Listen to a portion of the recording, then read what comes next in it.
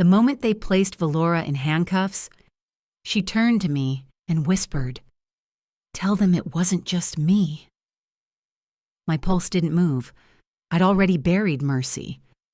I walked out of that station knowing I'd just ended a legacy of silence. But that was only the beginning. The afternoon heat clung to my skin as I stepped into Walgreens. Houston air never lets you forget where you are, thick, slow, and humming with life. My knees ached, but I wasn't complaining. At 67, you pace yourself. I had my list: blood pressure meds, lotion, a pack of peppermints, little things that make a day ordinary. I waved at the cashier, the same young man who always calls me Miss Zephra, like I'm family. I set my basket down, smiled, and swiped my card. The machine beeped once, twice, then froze. The cashier frowned. "Ma'am, it's not going through." He said it gently, but his voice carried down the line. The sound of shifting feet followed, impatience from strangers who didn't know me but already judged. My chest tightened. I kept my tone polite. "Try again, please." He did. Still declined. "Do you have another card?" he asked. Those words always sting when you're older. They don't sound like a question. They sound like doubt. The woman behind me whispered to her boyfriend, "She probably overdrew it." I heard her. I didn't flinch. Instead, I nodded to the cashier. "Could you hold my items, sweetheart?" Dignity first. Always. I stepped aside, clutching my phone, standing by a rack of cheap sunglasses. I opened my banking app, expecting to see something small, maybe a late auto pay, but the screen flashed red. Outgoing transfer $95,000. Merchant Altamira Lux Travel. Destination, Dubai. I blinked, thinking it must be a glitch. 95,000. That wasn't just savings. That was my safety. That was Harlan's insurance money, the cushion I promised myself I'd never touch. My phone pinged again. "Your travel package is confirmed." I hadn't traveled further than Louisiana in years. I called the fraud line right there, pressing the phone to my ear. The young man on the other end started cheerful, like reading off a script. When I explained, his tone changed. "According to our records, you authorized a luxury travel package this morning." I did not, I said calmly. At 9 a.m. I was at my kitchen table eating oatmeal. "Sometimes our senior clients forget transactions they set up with family," he said smoothly. "Do you maybe want to check with them first?" My mouth went dry. It wasn't what he said, it was that word senior, the way it hung heavy, like a warning label. I steadied my breath. "Sir, I want the authorization details."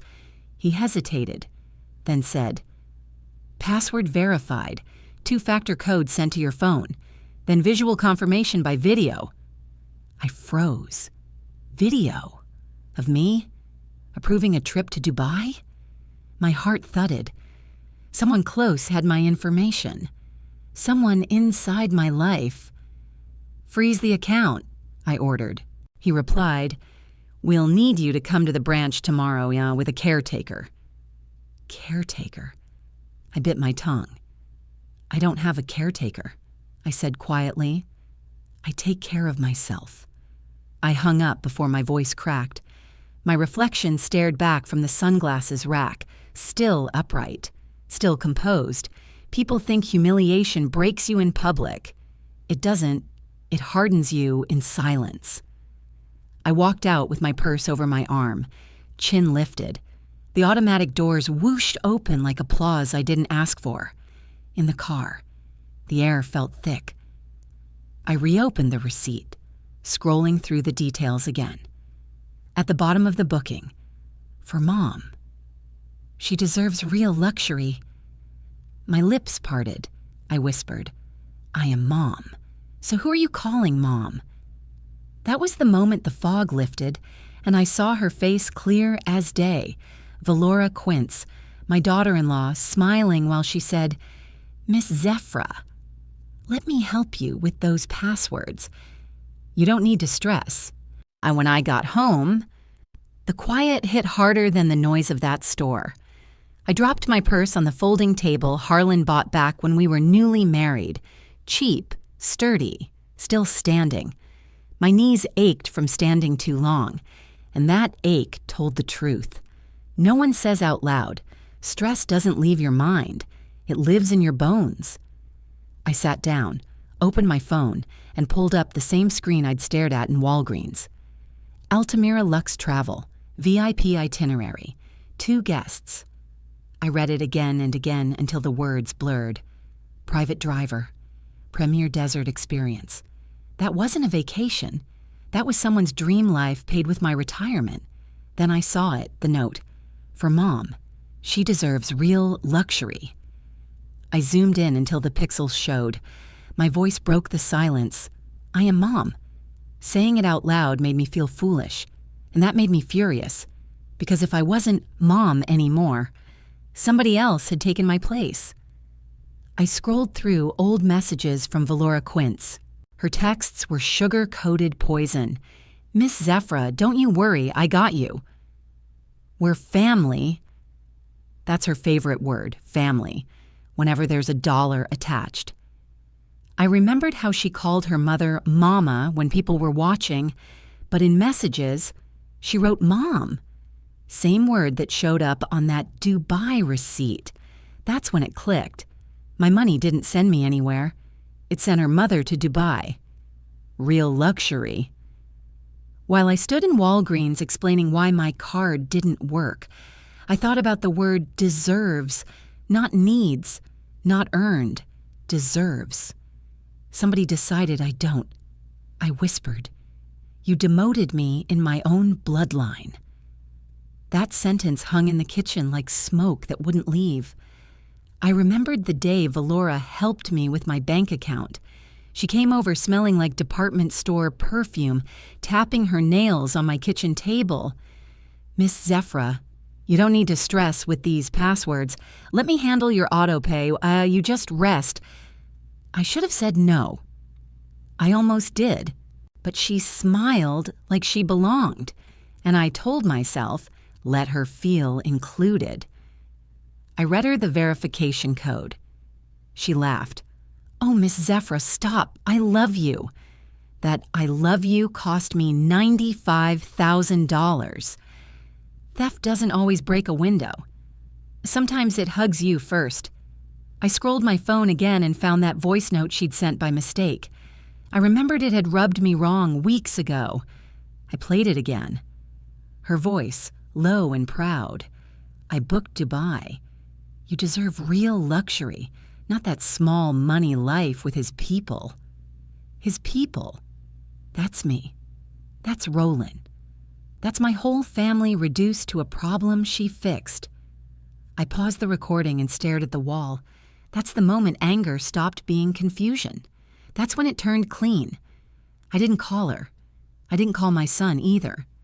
I know that dance too well. He'd defend her. Talk about misunderstandings. Tell me to calm down. No. I wasn't giving them the stage. I opened my drawer, pulled out a yellow legal pad, and started writing. Date, transaction ID, Dubai, voice note, phrase, his people. I wrote until the page filled. Then I went to the back room, the one that still smelled faintly like Harlan's aftershave. I opened his old fireproof box. Inside was his handwriting on a folded note. "Don't beg. Document." I placed it beside my legal pad. My hand stopped trembling. I whispered, "You touched the wrong widow." I knew what came next. Tomorrow, I'd make my first call, not to family, but to a lawyer. The next morning, I drove myself to Baron Leclerc's office, a mid-rise building tucked behind the Loop. The air inside was cool and smelled faintly like lemon polish and paperwork. The carpet muffled my steps, the kind of quiet that tells you the clock runs on billable hours. I gripped my purse tighter. feeling the folded note from Harlan against my fingers and the yellow legal pad under my arm. That note was more than paper now. It was a plan. The receptionist looked up, polite but curious. "Do you have someone with you today, Ms.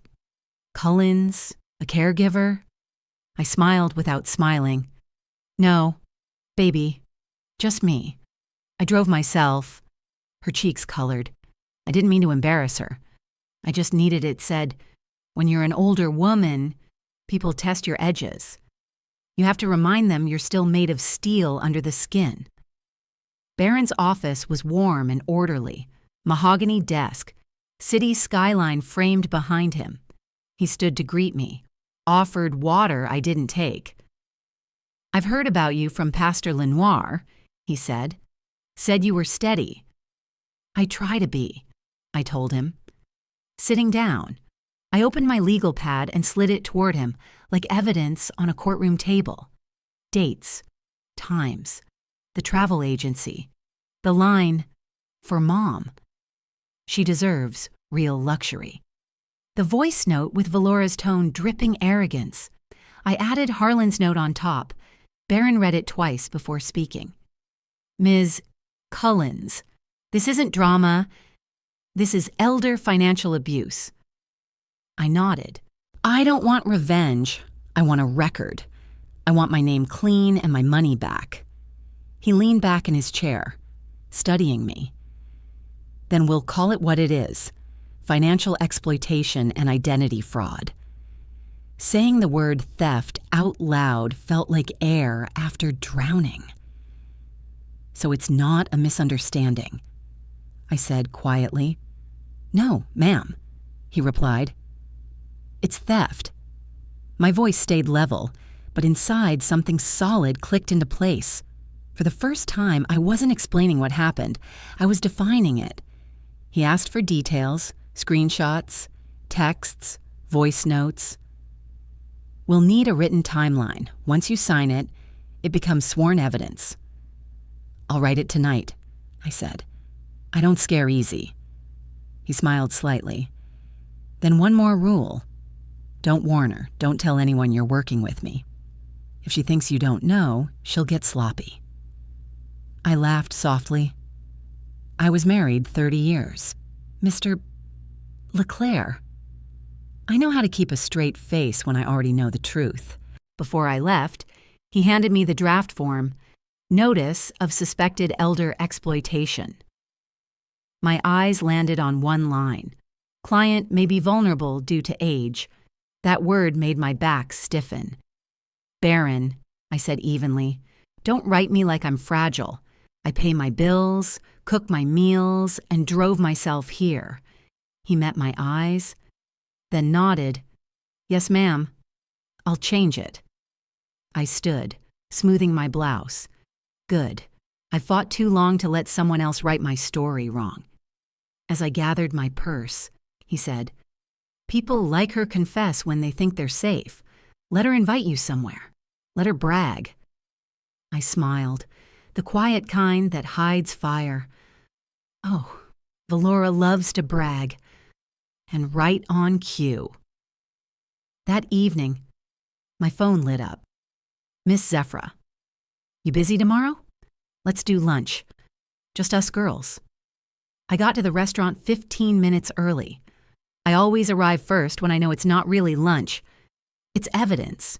I picked the corner booth, my back to the wall, the kind of seat where you can see everything without turning your head.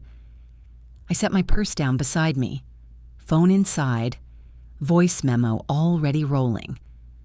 Baron Leclerc's voice echoed in my mind. Let her brag. I was ready to listen. Valora Quince came in 10 minutes late, sunglasses still on inside like she was somebody important.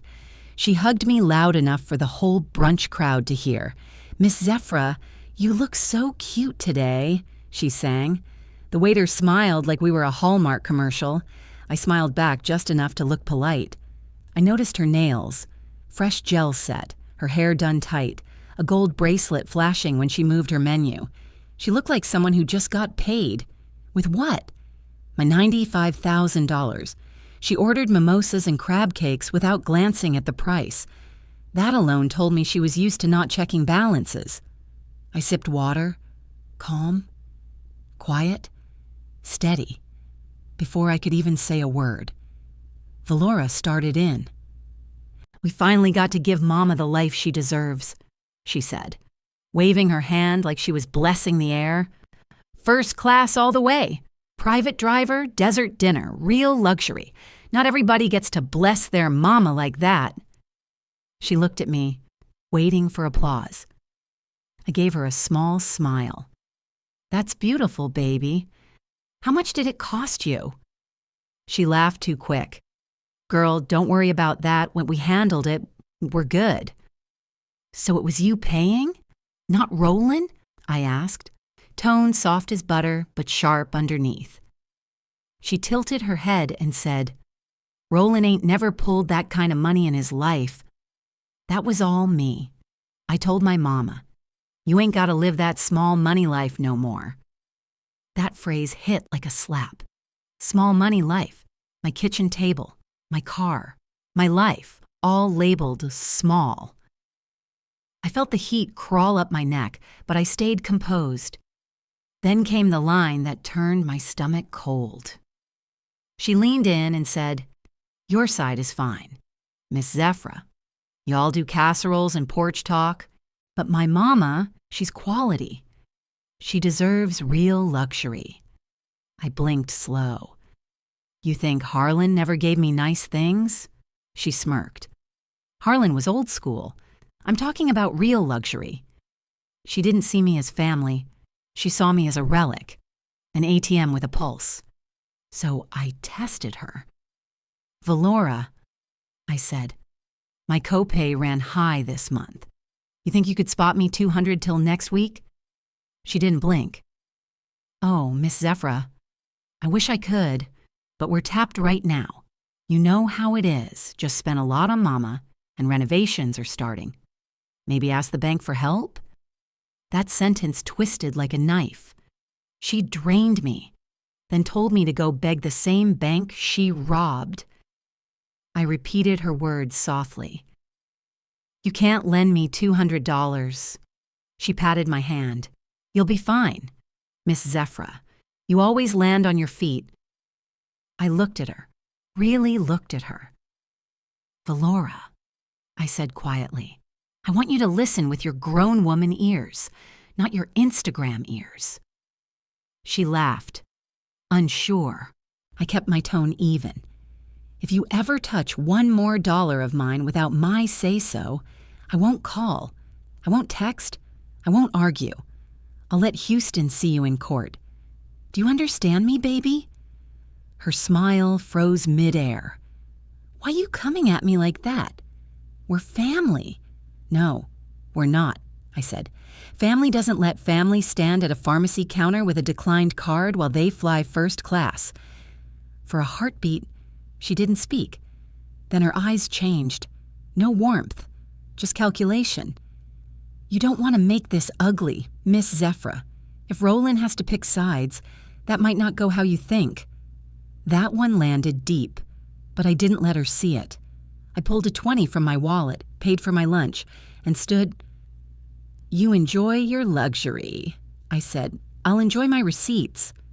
I heard the knock before sunset, 2 short taps, not 3. My son, Roland, always knocked like he was visiting someone else's house.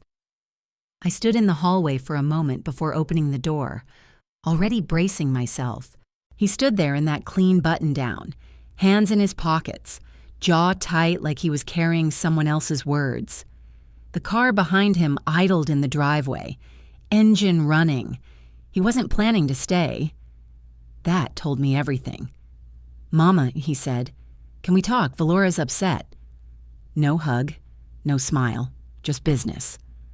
I stepped aside and said, "You can talk. Whether I listen depends on what comes out your mouth." He came in but didn't sit, pacing. "Valora said y'all had a misunderstanding at lunch.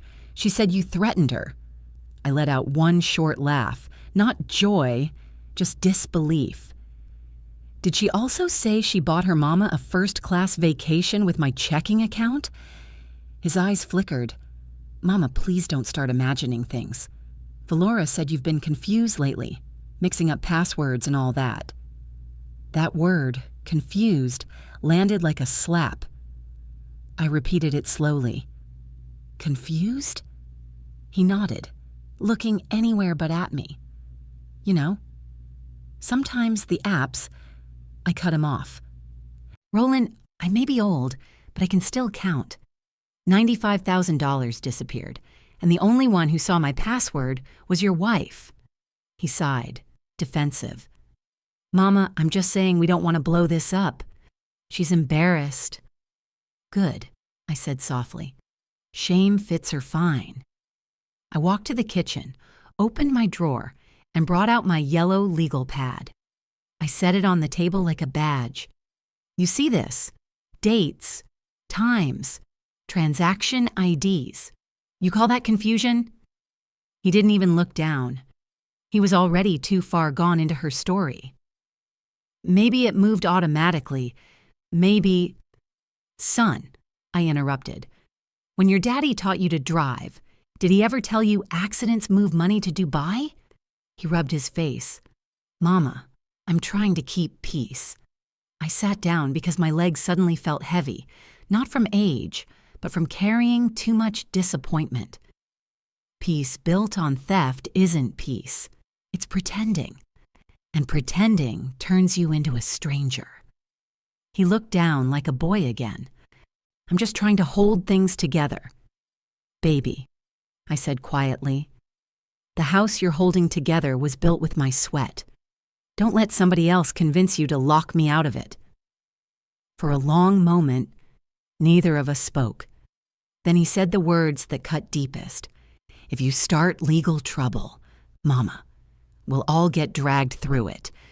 Valora's family, me, everybody. I stared at him. Son, I didn't start trouble. I just stopped setting the table for thieves. He swallowed hard. Then I don't know if I can keep coming around if this keeps up. That sentence hollowed the room. He meant it. He was choosing her. I said low but steady, you'll come back when the noise in your house gets too loud and you remember peace used to live here. He turned, walked to the door, still not hugging me. The screen door creaked, the car door slammed, then the engine faded down the street. Silence filled the space he left behind. I went to the hallway, took Harlan's picture off the wall and set it beside my yellow pad. He's gone too, Harlan. I whispered. You warned me. Don't beg. Document. My phone buzzed on the table. A voicemail from Baron LeClaire blinked. I pressed play. His voice came through. Ms.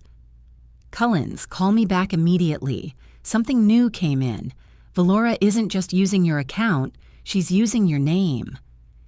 In my family, when an elder says, come sit at this table, it doesn't mean fellowship, it means judgment. My mother did it before me, and now it's my turn. After Baron LeClaire's voicemail saying he found proof of identity theft, I told him, be at my house at 6 o'clock. Wear a clean shirt. He said, yes, ma'am. I texted Roland, son, I need you here at 6. Bring Valora. This ain't optional. Then I sent a separate message to Valora. Bring your mama too. We're doing this face to face. If they spent my money together, they can face me together. By 5:30, the oak dining table was ready, not with food, but with evidence. Bank printouts, screenshots, transaction logs, timestamp comparisons, even a photocopy of my driver's license.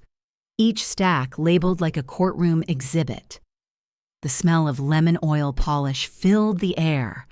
That table had hosted every Thanksgiving and Sunday dinner of our lives. Tonight, it would hold something heavier, the truth. Roland arrived first, hands in pockets, tension walking before he did. He barely said hello. Valora followed, perfume first, then attitude. Her mother.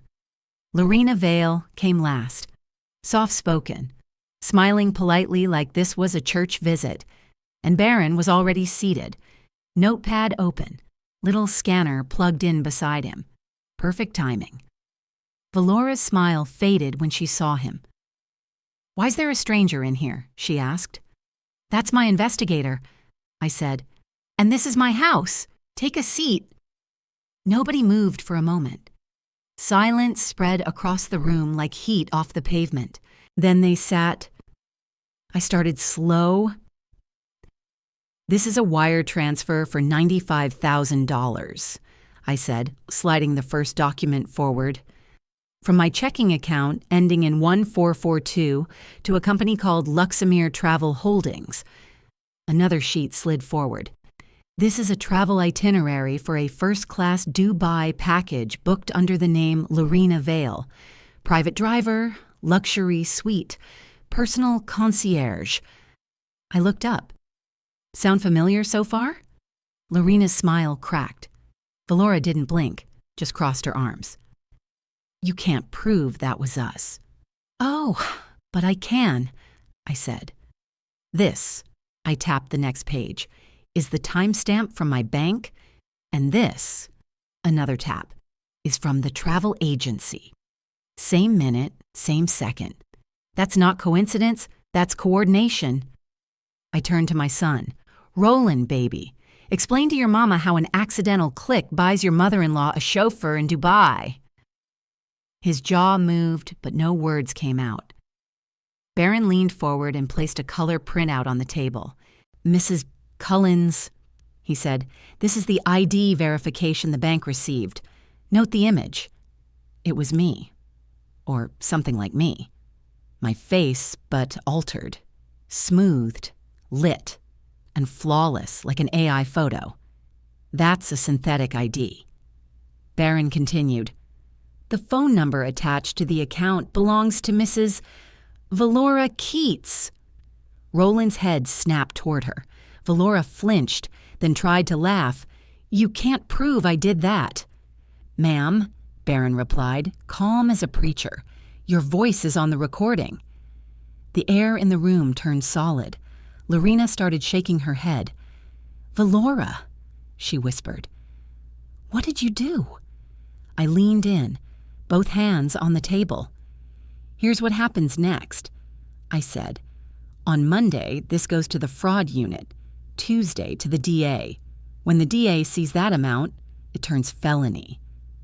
Valora opened her mouth. I lifted my hand. "I'm talking."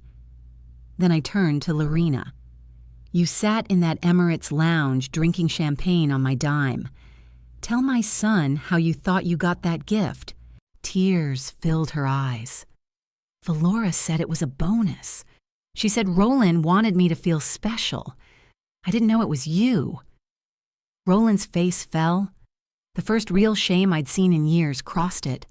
I stood up, voice low and even. "From this moment forward, nobody touches my accounts, my cards, my name, or my peace. I'm done raising adults." Valora snapped. "You wouldn't dare drag family through court." I walked to the door, opened it wide, and pointed out. "Baby," I said, "court is me being nice." Roland didn't move. He stayed seated, hands clasped, eyes glassy. He looked like a man watching the truth settle where love used to live. The morning after the table felt unnaturally still, the kind of quiet that sits heavy on your chest. No calls, no apologies, just the hum of the fridge and the soft ticking of the clock above Harlan's photo. I made my coffee, opened the paper, and sat on the porch like any other day. But nothing about this day was ordinary. Barron had called earlier. "They're moving fast," he said. "Expect charges by Monday?" I didn't flinch. I just looked out over my yard, sunlight spilling across the porch steps, and thought, peace isn't loud. It sounds like distance. I whispered to Harlan, "You'd be proud." I didn't raise my voice. I raised the truth. By Wednesday, The story broke wide. Barron texted me a link to a local news clip. The headline read, "Houston woman accused of defrauding elderly family member for international trip." The footage showed Valora walking beside a lawyer, face half hidden by sunglasses, but I knew that walk. Behind her, Lorena Vale stood, crying into a handkerchief. I didn't smile, but my shoulders loosened. The truth had finally found daylight. My neighbor, Miss Amin Crowley, stopped by with a basket of muffins. "Zephyra, I told you, God don't sleep," I said quietly.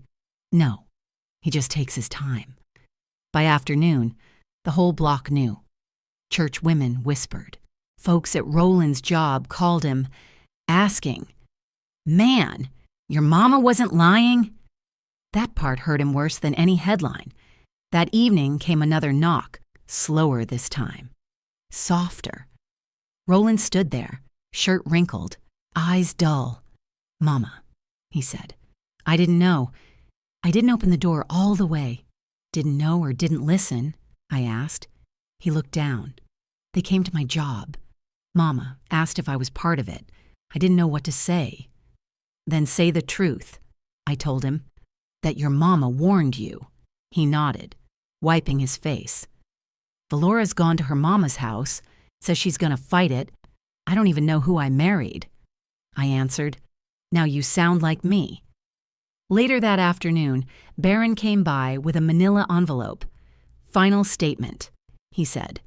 "Funds recovered in full." I opened it. $95,000, back where it belonged. Barron smiled. "You kept every note, every date, every receipt. That's what saved you." "That's what being dismissed your whole life teaches you," I said. "Document everything. Men forget words. Paper remembers." He asked, "You pressing more charges?" I shook my head. "No, I already won. Now I want peace." On Sunday, I went back to church. It had been months. The ushers hugged me like I'd returned from war. During testimony, whispers floated. "That's Miss Zephyra, the one who took her family to court." Some said it with judgment, others with respect. The pastor glanced my way and said, "Sometimes truth has to break a few walls before light gets in." I nodded, eyes glistening. After service, an older lady stopped me. "You did what most of us only threaten to do," I said. "Sometimes silence ain't strength, it's surrender." That night, Roland came back carrying groceries. "Thought you might want a real meal," he said. I let him in. The kitchen smelled like onions and forgiveness. We ate in silence until he said, "I told HR I'm moving out for a while. Need to clear my head." "That's the first smart thing you've said in weeks," I said. He gave a small laugh. "You ever gonna forgive me, Mama?" "Forgiveness ain't a door," I told him. "It's a hallway. You gotta walk it." After he left, I sat at that same oak table, now empty. No papers, no voices, just me and my coffee cup. I whispered, "It's over." Then the phone rang. Unknown number. "Mrs. Cullens?" a woman said. "Detective Monroe, Houston PD. We've just taken Valora Quince into custody. She asked for you." "For me?" I said quietly. "Yes, ma'am. She says she wants to confess, but only to you." I set my cup down, heartbeat steady. "Then let's finish what she started." I drove myself to the station that night. No Roland, no Barron, just me and the hum of my own engine. Houston PD looked like every government building I've ever been in. Too cold, too bright, smelling like burnt coffee and bleach. The officer at the desk said, "She's been asking for you nonstop." I didn't smile. I just signed my name. Detective Monroe met me in the hall. Sharp suit, tired eyes. "You don't have to say anything," she offered. I told her, "Baby, I didn't waste gas to sit quiet." The walk to the interview room felt like walking through every wrong done to me in slow motion. But I wasn't scared, not this time. At 68, power doesn't sound like yelling. It sounds like knowing exactly where you will never stand again. They sat Valora across from me. No lashes, no lip gloss, no confidence. She looked ordinary, small even. "Miss Cullens," she started, voice trembling. "I didn't mean for it to go this far." I folded my hands. "You meant for Dubai," I said evenly. "You meant for the money. You just didn't mean for consequences." Tears welled up in her eyes. Though I'd seen that act before, my mama, she expects a certain life. I was trying to keep up. "And you paid for her life with mine," I said. "Say it plain." She looked down, whispering, "Roland's gonna lose his job. They're already—" I cut her off. "You think the DA works for me? That man works for the state of Texas." Her head jerked up, shock flickering behind the tears. "I'm begging you. If this hits my record, I'm done. I can't work. I can't—" "Baby, you ended me first," I said. "You left me one rent check away from the street and told me I'd be fine. You remember that?" Her mouth opened, then closed again. Nothing came out. Detective Monroe asked, "You still want to proceed?" "Oh, I'm proceeding," I said. "Let's roll the tape." The detective pressed record. I leaned forward. "You said you wanted to confess to me. So confess. Say your full name. Say who you stole from. Say how." Valora hesitated. "I borrowed—" "No. Say stole. Be grown enough for the word." She broke then. Words spilled out, jagged and fast. How she rerouted my two-factor code. How she used my ID scan. How she posed as me on video. How she deleted my alerts. It all came out. I sat there calm. Every word another nail sealing the truth. When she finished, I said clearly, "You heard her, Detective. I'll cooperate fully with prosecution." Valora covered her face, sobbing now. For real this time. But pity had no place left in me. Afterward, I called Roland from the car. He answered fast, voice trembling. "Mama, you okay?" "I'm fine," I said. "I just left your wife." He paused. "Ex-wife," he corrected, quiet but certain. He started crying. "Mama, please don't shut me out. I know I hurt you. I'll spend my life making it right." "You'll spend it honoring me," I told him. "That's different." I drew my boundary clean. "From now on, nobody mentions my money, my house, my accounts, unless I start the sentence. You step wrong once, you lose my doorstep. You understand?" "Yes, ma'am," he whispered. And for the first time, that ma'am had weight. Back home, Barron stopped by. He handed me a folder. "Restitution confirmed. The DA's offering her probation with a felony mark." "Good," I said. "I don't need her locked up. I just need the world to know I wasn't crazy." Barron smiled. "Now they know." That night, my kitchen was still again. The paperwork stacked neatly on the counter. Harlan's picture back where it belonged. I touched the frame and said softly, "I kept the roof standing. Baby, just like I promised." I sat at the table, tea steaming, quiet filling every corner. My phone buzzed. A text from an unknown number, a photo of Valora in orange. No makeup, no filter, eyes hollow. Under it, "Tell your son I'm sorry." I forwarded it to Roland with 4 words, "Choose better next time."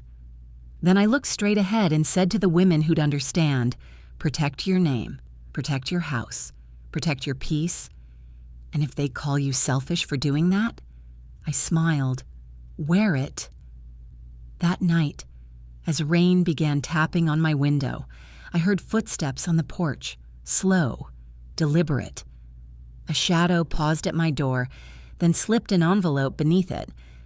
My name was written in Valora's handwriting. Inside, one line read, "It wasn't just me." I froze. Who else knew?